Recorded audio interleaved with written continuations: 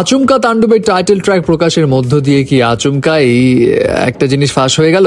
সেই সঙ্গে তাণ্ডবের আইটেম সং নিয়ে উঠলো এমন একটা বাজ যেটা নিয়ে আছে আবার মিক্সড রিয়াকশন। অপরদিকে আরফিন শুভ মুজিব সিনেমায় $1 পারিশ্রমিক প্লাস রাজুকের প্লট কিভাবে আসলে পেয়েছিল সেই বিষয়েও মুখ খুলল। প্রথমে আসি তাণ্ডবের টাইটেল ট্র্যাকের কাছে। গতকাল কোন রকম ঘোষণা ছাড়াই তাণ্ডবের টাইটেল ট্র্যাকটা রিলিজ করা হয়। যে টাইটেল ট্র্যাকে পুরা গানটা আসলেই অস্থির লেভেলের ছিল, পুরাই পাওয়ার প্যাক। যে গানটা গেয়েছে সিফাত আব্দুল্লাহ আবির নামে একজন র্যাপার। যাই হোক, গানটা তো পাওয়ার প্যাক ছিল, সেই সঙ্গে কিছু সিন দেখেও কিন্তু অনেকের অনেক রকম প্রশ্ন উঠে। যেমন এই গানে কিছু কিছু জায়গায় দেখে মনে হচ্ছে সিয়াম আহমেদের বিষয়টা কি ফাঁস হয়ে গেল? সিয়াম আহমেদ কি সাকিবের সঙ্গে মিলেমিশেই তাহলে কাজ করছে, কোনো একটা গ্যাং ক্রিয়েট করছে? নানা রকম প্রশ্ন উদয় হচ্ছে, যদিও কয়েকটা ঝলকই দেখানো হয়েছে, সো কনফিউজ আসলে সিয়াম কিনা।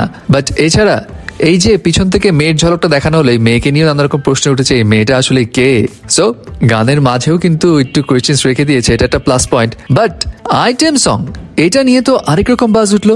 আইটেম সং নিয়ে মাঝখানে গুঞ্জন উঠেছিল যে এখানে ভারত থেকে আসবে তামান্না ভাটিয়া, হয়তো শ্রীলীলা, ইভেন জ্যাকলিন ফার্নান্দেজেরও নাম উঠেছিল, সেলফ গুঞ্জনে ছিল। বাট এখন বেশ কয়েকটা মিডিয়া রিপোর্টস বলছে না না না, এরা কেউই না, দেশি মানুষ থাকবে এবং সিনেমার যে নায়িকা সাবিলা নূর সেই থাকবে আইটেম সং এ, অর্থাৎ ডান্স পারফর্ম করবে। যাই হোক, এর আগেও অবশ্য একদম শুরুতে যখন সাবিলা নূরের নায়িকা হওয়ার খবরও আসেনি, তখনও গুঞ্জন উঠেছিল যে সাবিলা নূর তাণ্ডবে আইটেম সং এ পারফরমেন্সের জন্যই থাকছে। সো যা রটে তা তো একটু বটেই।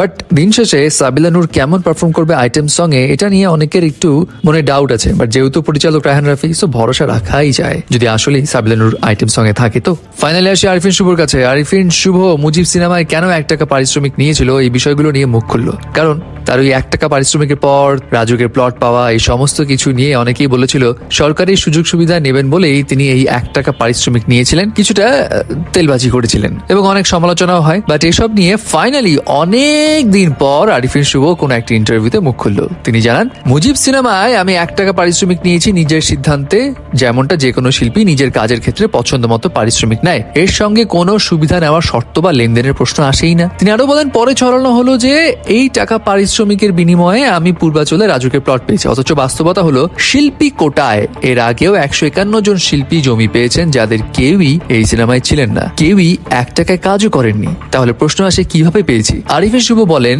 আমি নিয়ম মেনে আবেদন করেছি, সরকার নির্ধারিত মূল্য জমা দিয়েছি, বাকিরাও ঠিক একইভাবে পেয়েছেন। কিন্তু আমার ক্ষেত্রে এটা এমনভাবে বলা হচ্ছে যেন সিনেমা করেছি আর বিনিময়ে জমি পেয়েছি, যেটা সম্পূর্ণ মন গড়া গল্প। এবং তিনি এটাও জানান, মুজিব সিনেমায় অডিশনে তাকে দেশের কেউ কিন্তু ডাকিনি। ইভেন মুজিব সিনেমায় কোনো ক্যারেক্টারের জন্য তাকে তো শুরুতে অডিশন থেকে ডাকাই হয়নি। তিনি বলেন তার সিনেমা দেশের বাইরে দেখে পরিচালকের টিম তাকে খুঁজে পেয়েছিল, তারপর তাকে অডিশনের জন্য ডাকে। এবং তিনি এটাও পরিষ্কার করেন, যদি কেউ প্রমাণ করতে পারে তিনি রাজনৈতিক সুবিধা নিয়েছেন বা রাজনৈতিক পথ পাওয়ার জন্য চেষ্টা করেছেন, তাহলে সেই প্রমাণ নিয়ে সামনে আসুক।